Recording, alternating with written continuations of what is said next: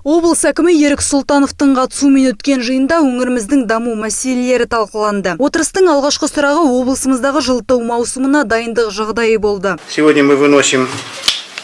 Бүгінгі жиында облыстағы жылыту маусымына дайындық жағдайы мен мәдениеттің дамуы жөнінде сұрақтар талқыланады.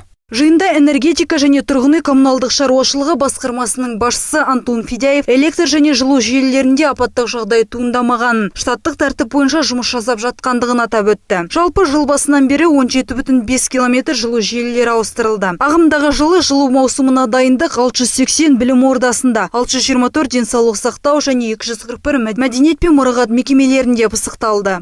Қазіргі таңда облыс бойынша 3 театр, 312 кітапхана, 12 музей және 237 клуб жұмыс жасайды. Ағымдағы жылы Айыртау ауданында ашық аспан астындағы археологиялық мұражай салу жұмыстары басталды. Бұл мақсатта республикалық бюджеттен 5 миллион теңге бөлінді.